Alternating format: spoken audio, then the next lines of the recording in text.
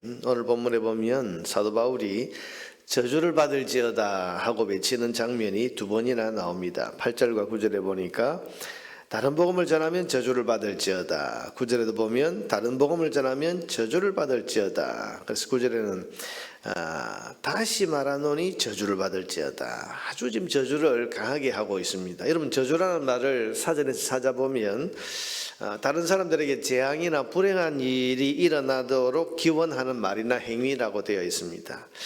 여러분, 그리스도인이 누구에게 저주를 할 수 있습니까? 다른 사람에게 아무리 밉다고 해서 너 화를 받아라, 너 재앙을 받아라, 뭐 그렇게 저주의 말 이런 말을 할 수 있습니까? 평상시에 사랑을 말하고 겸손과 관용을 말하던 그리스도인이 다른 사람들에게 저주를 한다. 그것도 연속해서 두 번씩이나 강조해서, 여러분, 이건 믿음이 어린 초신자라고 해도 이런 해서는 안 된다, 그렇게 아는 일입니다. 그런데 복음을 전하고 가르치는 사도가 이렇게 저주를 하고 있다. 여러분, 이건 분명히 비난받을 일 아닙니까? 그런데 바울 사도는 복음을 이야기하는 이 편지에서 저주를 합니다. 그것은 다른 것은 몰라도 구원을 얻게 하는 복음에 있어서는 단호해야 되기 때문에 그런 것입니다. 여러분, 바울이 무엇에 대해 저주하고 있습니까? 지금 개인적인 감정을 가지고 말하는 게 아닙니다. 8절에 있는 것처럼 우리가 전해준 복음 외에 다른 복음을 전하면 저주를 받을지어다. 9절에 너희가 받은 복음 외에 다른 복음을 전하면 저주를 받을지어다 했습니다. 여러분, 다른 문제가 아니라 복음 문제입니다. 복음의 문제는 진리의 문제이고, 진리에 대한 문제는 구원을 받을 수 있느냐 없느냐 하는 그런 생명에 관한 문제입니다. 여러분, 구원을 좌우하는 문제라면 이건 심각하지 않습니까? 어떤 사람이 복음을 듣고 확실하게 믿었는데 그 사람이 들은 그 복음이 구원과 아무 상관없는 그런 가짜 복음, 다른 복음이라면 여러분, 그 복음을 믿은 사람은 얼마나 허망하겠습니까? 이건 뭐 허망의 문제가 아니라 영원한 운명에 대한 문제고, 내가 영원히 있을 처소에 대한 그런 문제, 영원한 생명에 대한 문제입니다. 분명히 복음을 믿었는데, 복음을 듣고 믿었는데 그 복음이 나를 구원하지 못하는 복음이다. 그러면 여러분, 이건 어떻게 보상할 수 있겠습니까? 안 되는 거죠. 그러니 이 복음에 대한 문제는 단호할 수밖에 없습니다. 6절에 나와 있는 대로 영원한 저주와 심판이라는 이 벗어날 수 없는 인간의 운명으로부터 우리를 구해내시기 위해서 우리 주님 그리스도께서 자기 몸을 친히 내어주시면서까지 이루어주신 복음인데, 여러분, 이 복음이 얼마나 귀한 겁니까? 그리스도께서 자기 몸을 내어주셨어요. 우리를 영원한 죽음에서, 영원한 이 심판의 운명에서 건져내시기 위해서 자기 몸을 아낌없이 내어주셔서 이루신 이 고귀한 것이 복음인데, 이 복음과 다른 복음을 전한다. 그래서 예수 그리스도의 십자가를 소용없게 만들어버리는 그런 거짓된 것을 복음이라고 사람들에게 전하고 가르친다면 그것은 그리스도를 모욕하는 큰 죄일 뿐만 아니라 사람을 구원의 길에서 밀어내어버리는 이 악 중에서도 가장 심각한 악이라고 할 수 있습니다. 그래서 오늘 바울은 단호하게 말했습니다.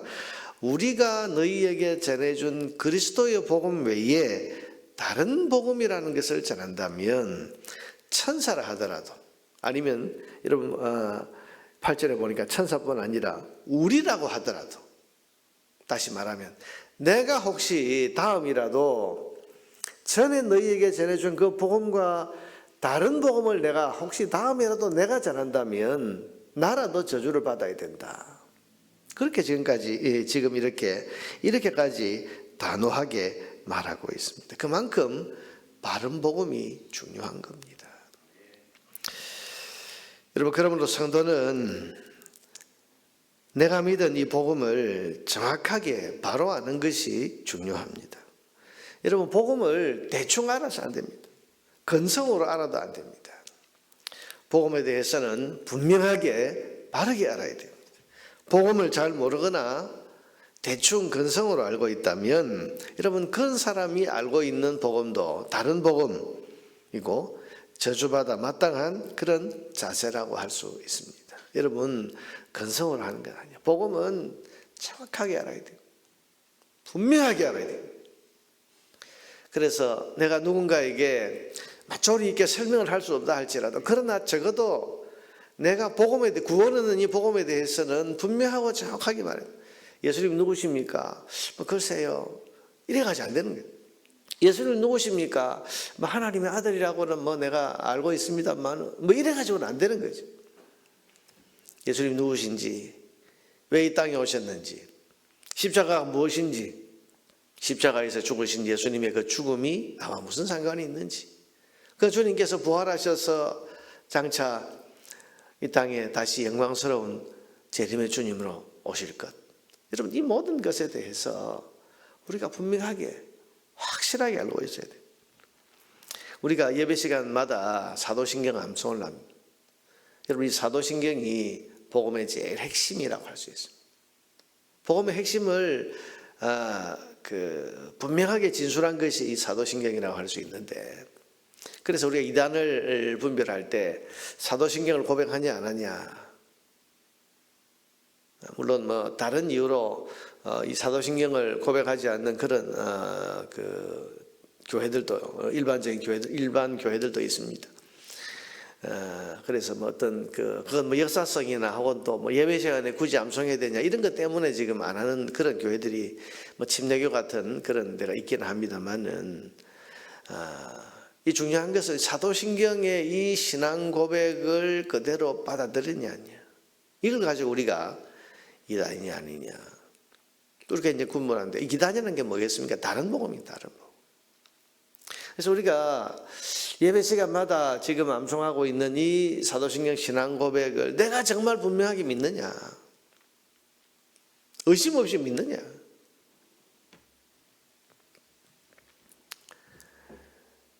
이것이 중요한 문제라는 겁니다. 여러분 복음은 정확하게 알아야 됩니다. 바르게 알아야 됩니다. 또 성도는 내가 믿은 복음 외에 다른 복음의 귀를 기울여서는 안 됩니다. 여러분 이단들은 항상 이렇게 접근해 옵니다. 이런 거 한번 들어봤냐? 너희 교회에서는 이런 거 가르쳐 주더냐? 그러면서 사람들의 호기심을 자극하거나 또 귀에 솔깃한 말로 유혹을 하는 경우를 봅니다. 그러나 여러분, 귀에 솔깃한 얘기 혹은 호기심이나 궁금증을 풀어주는 이야기가 우리를 구원해 주는 것이 아닙니다. 재미난 이야기, 그리고 평상시에 내가 궁금했고 뭔가 좀 호기심이 끌리는 그런 이야기, 여러분 그런 이야기가 우리를 구원해 주는 게 아니란 말입니다.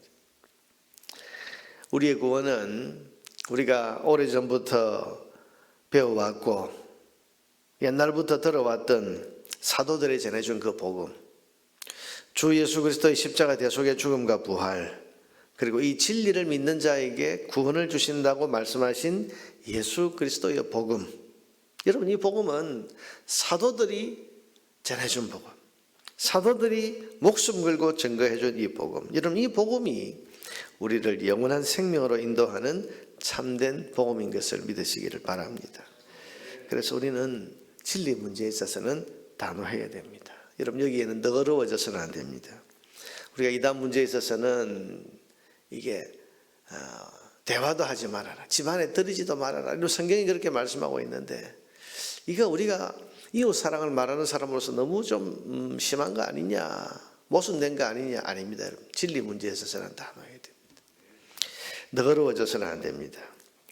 바른 복음을 믿고 바른 복음에 있어서 단호한 태도, 흔들리지 않는 저와 여러분 되기를 바랍니다. 그래서 바울이 말한 저주가 아니라 구원과 구원의 은혜와 복이 넘치는 그런 삶을 우리가 살아야 하지 않겠습니까?